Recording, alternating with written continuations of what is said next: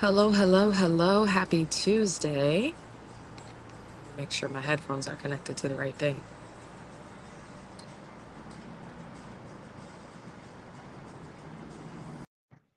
Wonderful. Wow. And I said Tuesday. It's definitely Thursday.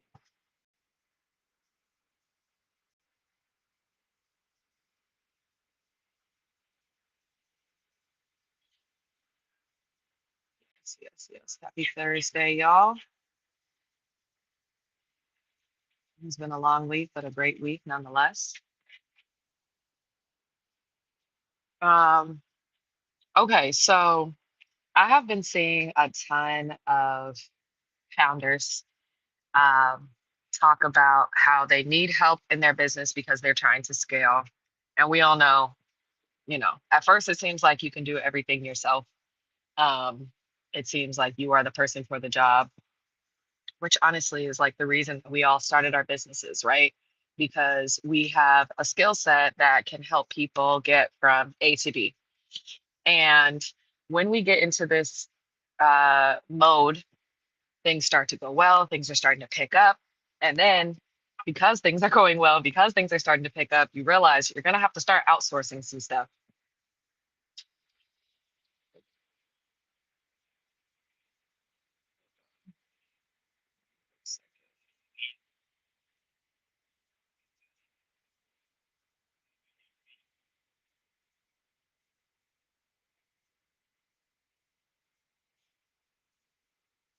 So you realize because things are going well, because you have this skill set that allows you to help people get from A to B, things start going well. And then all of a sudden, you need to outsource, right? And I hear founders say this all the time: good help is so hard to find. Good help is so hard to find. Well, I have something to say. And this is what this whole live is going to be about because there are so many people in the job market, literally so many people in the job market. As a founder, also, you know that people do not treat your baby like you treat your baby, which is all fine and dandy, right? But there's also another piece as well. The other piece is that good help is not, it's not that good help is hard to find. It's just that sometimes we have not built the proper infrastructure for people to succeed within our own business. There are plenty of capable people, right? Not everybody is going to be aligned to your business, yes, but there are plenty capable people. And so today we're going to talk about why your team can be struggling, even if they are capable, and we're going to talk about how to fix it. So, yeah, good help is hard to find, but honestly, good help is even harder to keep if you get it and can't hold on to it. And a lot of it, like I said, is because you don't necessarily have systems in place. And sometimes we think that, um, just by hiring capable people or just by hiring great people is what is going to turn our business around. But really, it is the systems, like the infrastructure that our business has, where we can drop people into this infrastructure and then they can perform. So, I also talk to a lot of business owners, and some of them will say, "Yeah, I have SOPs," but SOPs are just a part of it. SOPs are like the directions to the system, not necessarily the system itself. And so it's like, let me give an example for anybody who knows any children. Um, you know, especially like I learned this being an aunt too. Like I thought I could just tell my nephew, "Get yourself ready for school," and that he would know what that meant. Um, he needs more steps, right? He needed steps that explained check the weather before you get dressed, right? Like you came out here in short sleeves and it's literally raining. And so those are the things that the SOPs help for, but you need the entire system for people to know how to go. So we're gonna specifically talk about yeah, we're going to talk about SOPs and like how to build them because the system is one thing, but the SOPs are another thing. And the SOPs are things that you can start building even before you get the help that you need. So this is not about anybody being a bad leader. This is not about anybody, this is not about your team being incompetent, because most of the time, like, people can do something if there is clarity, right? It's just most of the time, SOPs have very static instructions when your team really needs activation paths and clear definitions of success. Okay, so if your SOPs aren't working, it's, trust me, there's no part of, delivering what you deliver. I work with a lot of coaches, right? Coaching and running a business, coaching and building an SOP, they're two different things. Okay, so don't feel bad if you don't have these, but that's why we're talking about this right now. We're talking about the business side of what you deliver. So let's talk about it. So first things first, I want to shift a couple of things. The first thing I want to shift is that when we talk about SOPs, sometimes we talk about the task, right?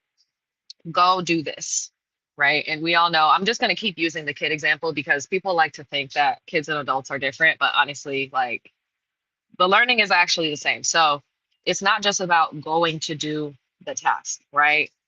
Go put on your shoes, right? And they'll put them on the wrong foot.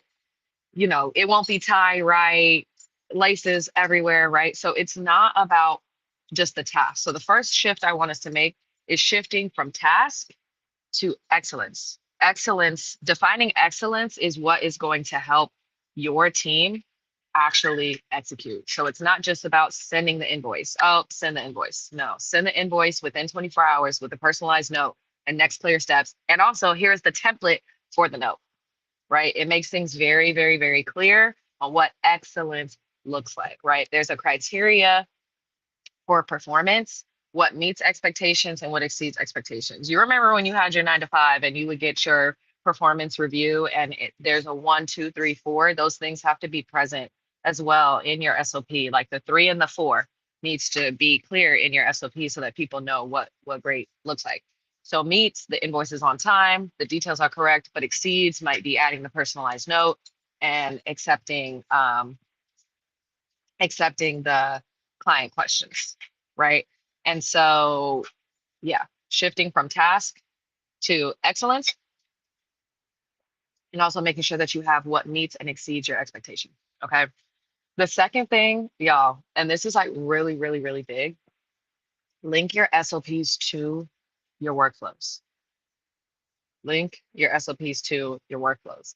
It should not be a separate entity, should not be a separate entity on what to do and how to do it. Okay. If your SOPs are living in just a Google Drive or, whatever your team drive, that's like leaving them in a graveyard. This is where they go to collect dust. And, we check the box and saying that we have an SOP, but it's not actually in a place where people understand. So having the workflow is one part that shows people when to do certain things. And then you also need that linked directly to the SOP so that people know how to do those things. When and how, when and how, when and how, when and how. Okay, so your send a contract SOP should be living inside of your onboarding workflow. Client signs, invoice triggers, welcome email, project board updates. That SOP should be clickable right there in the workflow so that somebody can always execute without you, because that's the point, right? We spend a month in Greece for our birthday, and we shouldn't have to keep checking back what's going on, because people should know what to do. And they're going to know that because they always have visibility to the workflow. And in the workflow, there are SOPs that are linked. This is, if you are at the point in business where you're hiring some people and they always have to check in with you. What do I do? What do I do? What do I do? What do I do? This is the live for you. Seriously. Like, you need the workflows and you need the SOPs, because what should I do? What should I do? What should I do? That is taking you away from being the CEO that you were supposed to be. It's frustrating. It's aggy. I know it feels like, oh, I don't have time to stop and slow down and do all these things, but figuring out how to get this done and making sure that you have clear workflows and SOPs is going to save you so much time and energy and capacity later. right? After you do your CEO stuff, now you got to clock in as an employee and answer all the questions and all that stuff. No, no, no, no, no, no. We just want to be the CEO. We just want to be the CEO. And it is the clear workflows and SOPs that are going to get you there and have your team be able to execute without you. You and your most junior person on your team should not be doing the same tasks. And if you are, it may be because you didn't pause for these workflows. Exactly. It's slowing you down now, but it's speeding you up later, right?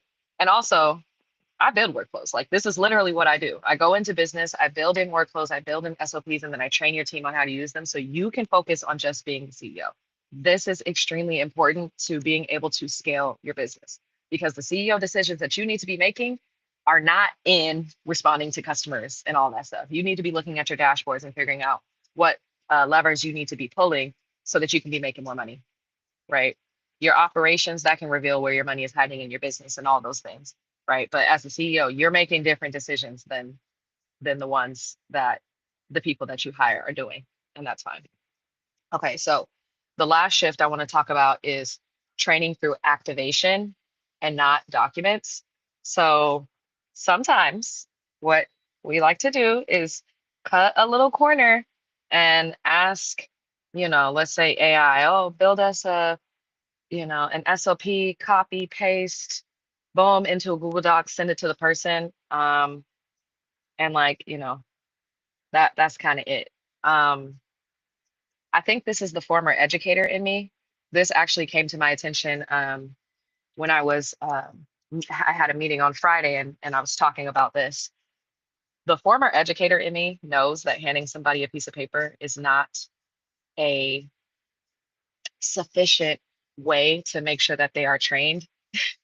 It is not a sufficient way, right? Just giving somebody just a stack of paperwork, y'all, come on. Like we can't pretend that we haven't been on the other side of this. We can't pretend that we haven't been the person who's getting onboarded and just get dumped with a bunch of paperwork. And then in 2 weeks, they're like, okay, you ready? That does not quite work, right? This is honestly, if there's no other reason to outsource your SOPs, your workflows, and all that stuff, like dog, outsource it to a teacher because you need your team trained on how to use it so that they can actually use it well. And if you want that, you need somebody who actually understands learning pedagogy. And I honestly didn't even realize that that was like something that I was bringing. Yeah, like the teacher who just gives you packets, like, no, right? You need somebody who's hands-on and understands learning pedagogy, but also understands the business side as well. And I honestly hadn't even acknowledged that that was something that for lack of a better word, I hate this phrase, but I didn't even realize that that was something that I brought to the table. But I think that's where a lot of interactions with consultants, like sometimes um, goes wrong because it's just like, okay, here's the directions, but not necessarily somebody hands-on with your team being able to ask questions, answer questions, clarify things, update things like right then and there. Like, you get what I'm saying? It's like if somebody hands me a hammer, I don't know what to do with that, honestly. So it's like, yeah, kind of, but because I'm not trained on how to use it, it just collects dust and you feel like you wasted your money with a consultant. Um, so it is not just being able just to hand somebody a Google Doc. You actually have to be able to walk them through it and like activate them truly. And then while you're training, being able to not have so big of an ego to be like, hey, well, these are the people that are doing the job. And so they are going to have feedback. And you should be encouraging that feedback because that is how you refine your SOP to make sure that it actually makes sense to the people who are using it. Right. And then throughout, also continuing to have consistent training and those consistent check ins so that we can update the SOPs as we need to. Technology is moving hella fast. Okay. There's always going to be something new. There's always going to be some sort of change, and that's okay. But you need that infrastructure of your system, your workflow, your SOPs. The SOPs can be updated. How we get to this goal, that can change, but there needs to be a clear path to the goal every single time. And who we should be asking, what do we do when we're done? How do we know it's done well, right? That how do you know it's done well? That will save you so much time. My mom always used to say, okay, go clean your room. I'd be like, okay, I'm done. She'd be like, is it done your way or my way? Definition of done, definition of excellence, right? I understood what it meant when she wanted it cleaned her way, right? But without that, we're always going to be at odds. And she's feeling like, dang, this girl don't ever do what she's supposed to be doing, right? Until she explained, this is what excellence looks like. And I'm like, oh, okay, cool. So now I can tell if my room is actually clean. And then eventually it got to the point she don't need to ask me, is it done her way or my way? Because I understand what the level of excellence is. Right, right. Because that's exactly what I was doing, is throwing everything underneath my bed, everything into the closet, right? Come to find out, that was not the excellence that she was expecting. So literally, like now, once I understood, like, okay, this is what excellence looks like, even me as somebody who executes that task now without supervision, now I can build certain processes into what I do because my parents didn't let me. Well, because I was shoving. Let me be clear. Because I was shoving clothes into the drawers and it just in any crevice, then I wasn't allowed to use the drawers. So I had to use hangers all the time. So when people ask me like, you don't know how to fold clothes? No, because that was taken away. That option was taken away from me because I was just shoving stuff in there. And so that was one of the things I had to use hangers. So then I start to understand within my own self, oh, okay, when I get my clothes out of the dryer, hang them.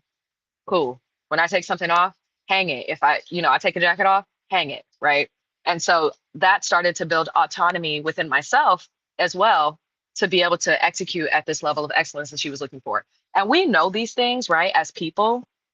But I think what it is that when we get into business, things are moving so fast. Like, you know, you're an entrepreneur, like things just go, go, go. There's always something, something, something. And we forget these lessons that we know, right? And so we need these same things. So we talked about three things, right? The three shifts that I want us to make. I want you to define excellence and not just the task. The task can be interpreted any kind of way. And if you have ever outsourced anything, this may be the pain and the pressure that you're feeling because you're like, oh my gosh, yeah, I can get a VA to do this. And you pay and you get it back and you're like, this, now I have to redo it. Now I just wasted my money. Now I have to redo it. But if you define excellence and not just the task, there is clarity on what you get back, and you're more likely to start getting better and better and better, right? And then with that excellence, also what meets expectations, what exceeds expectations, right? I don't know about y'all. People are motivated all in different ways, but clarity, clarity in meets and exceeds. Okay, the second thing is linking your SOPs to the workflows. Do not put your SOPs in a folder to go and collect dust. Link them to the workflows so that people know not just when to do it, but how to do it, right? So you are teaching people how to think and how to execute. Decision trees on your workflows. If this, then that. If this, then that, right? If this, when people come up to you and say, well, I know we're supposed to do this, but something different happened. And so I didn't know what to do. So I just, a lot of times, didn't do anything. Yeah, you got to have the SOPs linked to the workflow so that as people are thinking through what to do, they also know what to do, right? Excellence linked directly to the workflow. And the last thing is train through activation, not just documents. Y'all, I'm begging you. I'm begging you. Do not just train through documents. Do not just train through documents. Those things, they collect dust. Your team needs to feel part of the process. They need to understand that these are things that are going to make their life easier. At the end of the day, you want your employees' lives to be super easy. You want them to have joy. You want them to be executing at a high level because they have confidence that they can execute. And when you don't activate them, um, it just feels like a disconnect, right? It feels like a disconnect. Nobody likes to be told what to do, honestly. Like, we got to be real about that. Nobody likes to be told what to do. So it's important to make sure that you are activating them and making sure that they know, hey, you got us to this point. Now I'm taking us to this point because you have shown that what you're doing is working. And here's how we take it to the next level. Or here's where you were telling me that you were kind of having some trouble. here's where I was able to clarify this for you. Does this make sense now? And like, let's try this. Let's walk through this. Does this make more sense? Is this intuitive? Those are questions that you need to be asking in your training, because this is not a one-way training of I know everything and you don't know anything. That's never going to get you where you need to go, right? So if you are somebody who is an entrepreneur, you're growing your business, you've got it from 0 to 1, and now it's time to take it from 1 to 100, which means delegation, which means hiring a team, which means making sure that your team is executing this, what you're doing well, so that you can multiply it, right? Because you got to make sure before you times 10, you got to make sure they're doing the first one right, okay? Because you don't want to just multiply 10 layers of chaos, right? And so if you are somebody who's in that position, you're a founder, you are building, you on your stuff, right? You got it from 0 to 1, and now it's time to take it to the next level. You're building that team, you're ready to delegate, and now it's like, here comes the pain. I can't figure out what's going on. Good help is hard to find. Oh, I can't find nobody to do this like I want, and all this stuff. It's because you may have handed your team a map with no landmarks, right? Once you give them clarity, criteria, and connection, your team is going to stop leaning on you and start leading themselves, right? As long as you have, this is where we're trying to get to, here's how to think about it, here's what excellence looks like, they will start leading themselves. They'll be able to come to you and be like, hey, I think this SOP needs updating because we added this and now this step needs to change. This will be faster. Bare minimum, they do exactly what you say, and you just get a more efficient, process. That's worst case scenario, right? Best case scenario, they start leading themselves, and you're going to be able to step away and be the CEO that you really need to be.